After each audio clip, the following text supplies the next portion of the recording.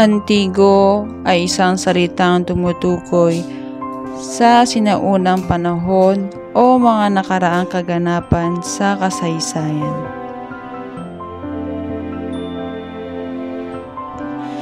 Ito ay naglalarawan ng mga bagay na lumipas na at hindi na kasalukuyang nangyayari.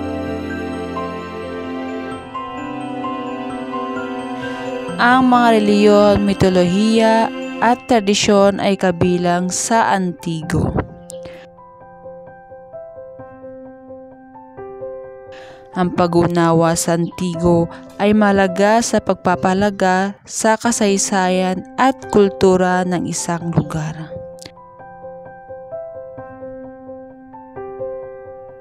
Sa kasalukuyan, ang pag-aaral at pagpapahalaga sa Antigo ay nagbibigay sa mga tao ng koneksyon sa kanilang mga pinagmulan at nagbibigay daan sa kanila na maunawaan ang kasalukuyang lipunan sa pamamagitan ng pagtingin sa nakaraan.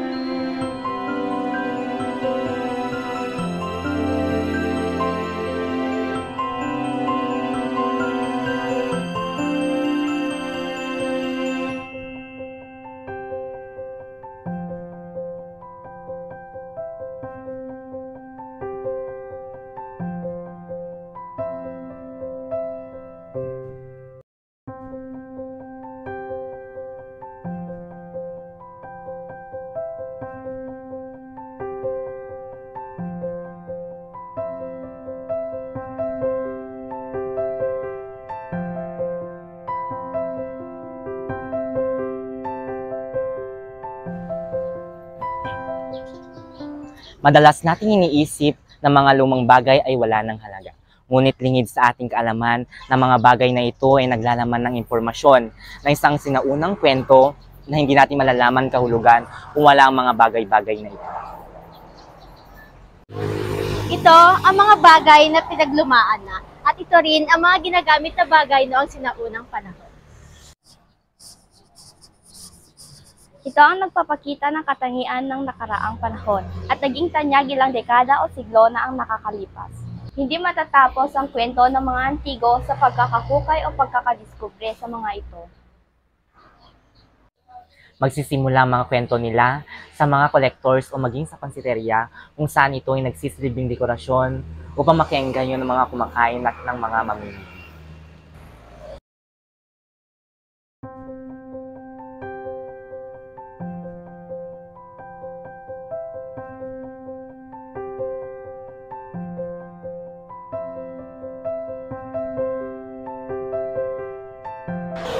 At ngayon, narito kami sa Ruby's Pansiteria upang ipakita sa inyo at iba't-ibang klase at uri ng mga Antigo.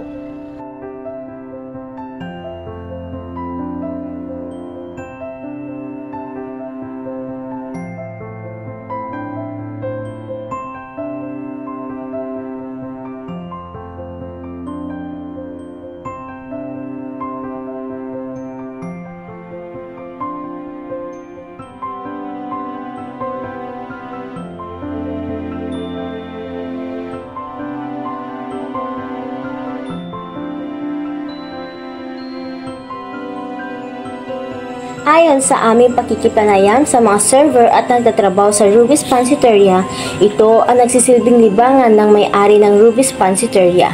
Ang pangongolekta ng mga lumang kagamitan, ang mga antigong ito ay siyang nagsisilbing dekorasyon o palamuti sa kanilang pansiteria upang mapukaw ang atensyon ng mga mamimili at mga kumakain rito. Ayon pa sa kanila na dahil sa mga lumang kagamitan na iyon ay siyang nagsilbing dahilan kung bakit mabilis maubos at mabili ang kanilang tindang pansit. Ito rin ang nagbigay daan upang sila ay dayuhin hindi lamang sa mga mahihilig sa pansit, kundi pati rin ang mga taong mahilig sa mga lumang bagay o mga antigo.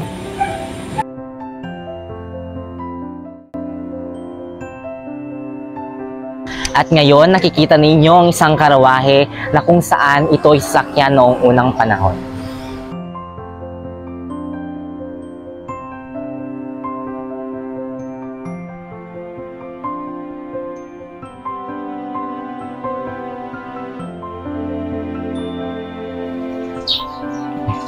Narito ang iba't ibang klase ng banga na kung saan ito ang ginagamit noong sinaunang panahon, na kung saan ito ay mas matibay kaysa sa mga ibang lutuan.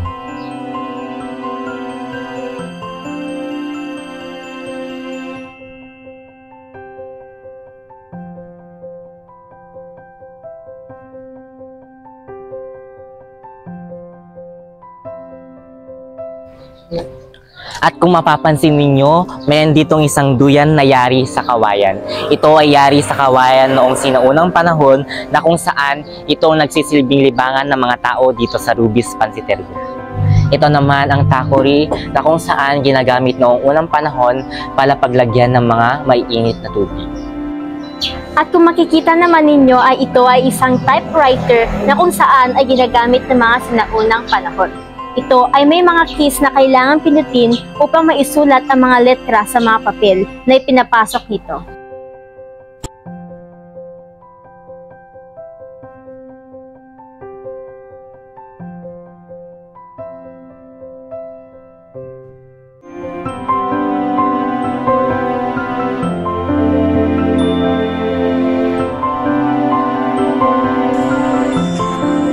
Paglibot sa Rubis Pansiteria, marami kaming nakitang mga antigo na bukod sa collections ng mga banga o mga lumang kagamitan na ginagamit para pangluto.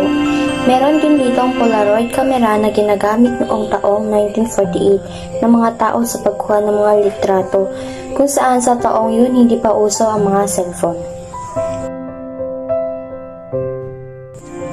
Meron silang mga iniingatang retro CD na kung saan ito ang ginagamit ng mga tao upang makinig ng iba't ibang uri ng musika sa taong 1980s. Ito ay nakalagay sa mga frame upang hindi masira at kalawangin.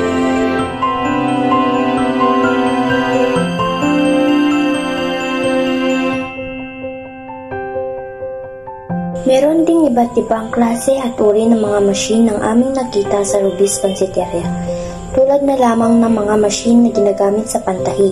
Ito ang makinang panahi o aparatong pantahi na ginagamit noong unang panahon.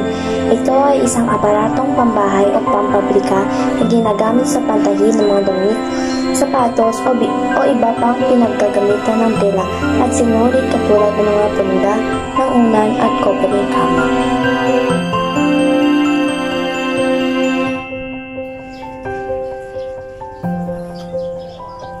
At lagi nating tandaan na ang lahat ng bagay ay mayroong halaga. Luma man yan o bago, ito ang nagbibigay ng kapirasong impormasyon na may kinalaman noong unang panahon. Kaya't ito'y ating pahalagahan at pakaingatan dahil ang mga antigo ang nagsisilbing yaman ng ating bansa. At lagi nating tandaan na ang lahat ng bagay ay mayroong halaga. Luma man yan o bago, ito ang nagbibigay ng kapirasong impormasyon na may kinalaman noong unang panahon. Kaya't ito'y ating pahalagahan at pakaingatan dahil ang mga antigo ang nagsisilbing yaman ng ating bansa.